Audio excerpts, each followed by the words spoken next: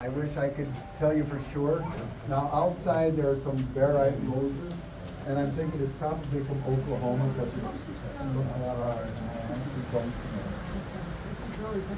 it is. We don't have that around here. Now, if you look around the walls, you see letters.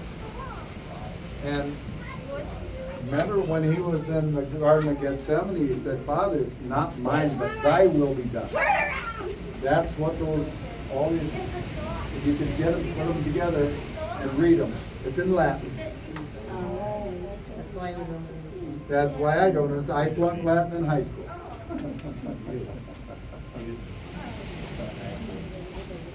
But you got the angel of comfort, and you got Jesus. Now, when he was in the garden, he sweated blood, and that is a real thing.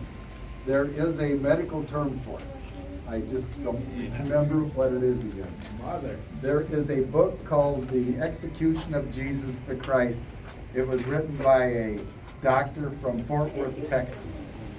Just look it up. It is a fascinating book. It explains why he died in only 3 hours. It's normally, if someone getting crucified, it took anywhere from 18 hours to 3 days to die. And I think the reason he died, because of the crown of thorns puncturing his scalp. You can't put pressure on the head wound and stop it on the scalp, the way it's constructed. He goes through all the medical stuff. And they think he died maybe from blood loss. That's why he died after only 3 hours.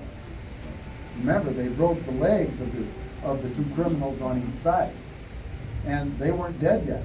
So back then, you got to remember, all the countries around the world crucified people.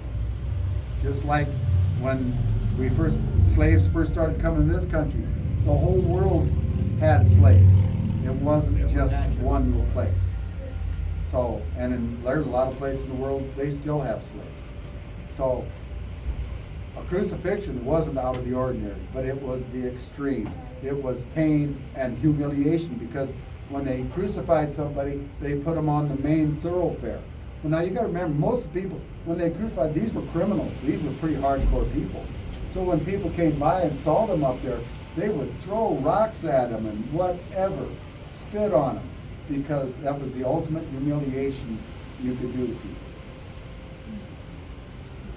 So now we're going to go out of here, and we're going to get around the corner, and there's a stairway. And on that stairway, the bed of that stairway, are what we call barite roses. And they come from Oklahoma. And the wind carves them. Just like I believe the wind carves that stuff. Water doesn't do the water smooth thing.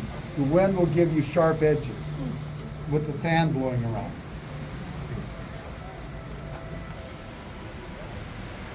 So all the dark colors down below, the purple fluorite, and it got lighters that went up. And sometimes, if you went through this grotto and read through all these plaques, you'd get about the same thing as a tour. So sometimes you see me looking over, I'm remembering, I'm reinforcing my memory. I learned a long time ago, memories aren't static, they're fluid, they keep changing. So I got to keep reinforcing what I've learned. There's also a Christmas grotto in the church. And there's a button on the right-hand side that you want to push to listen to.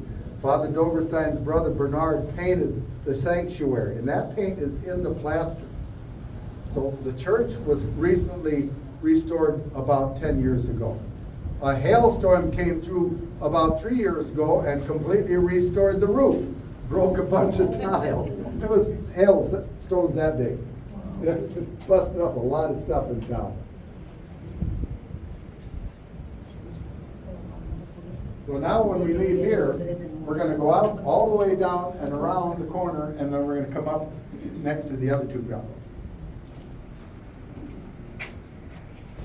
Get out of the wind again.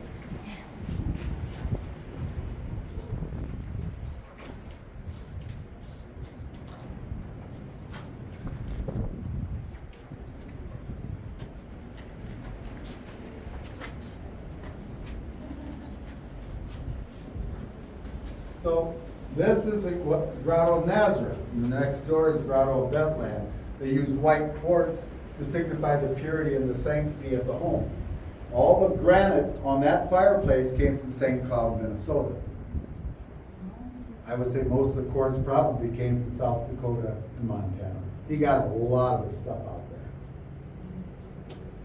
So you got Mary, Jesus, they figure about 12 years old at the time. He's also learned to read, but he also learned to become a carpenter.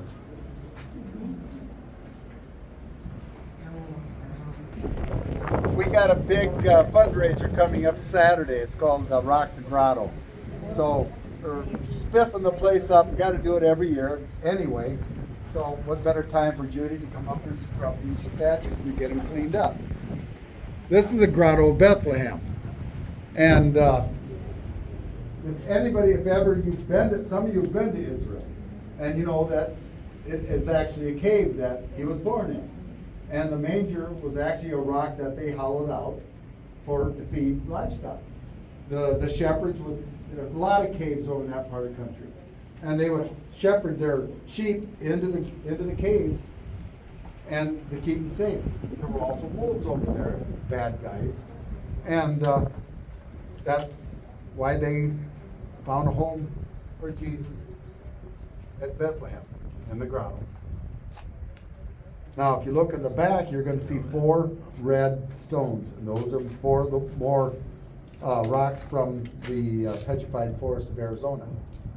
Otherwise, which is a heavy, like the top one. yeah, same place. There's 65 ton of rock in this grotto.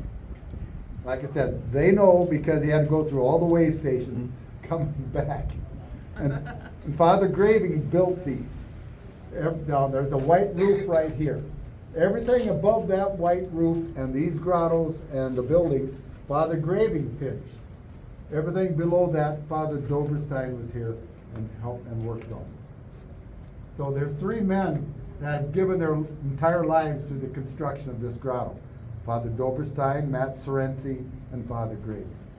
Now, I didn't know Father Doberstein. I was 2 years old when he died.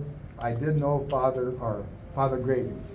Big raw-boned guy, big voice, deep. When you listen to the recording, you'll hear him. You just think of somebody about 6'2". So as we go around the corner here, there's going to be a statue of Father Doberstein. The statue itself is 7 feet tall, but he was only 5'6", and it was He didn't done point by out the life stone. A guy He didn't from- point out the life He grew up stone. here. He was a Montag. Grew up here in town.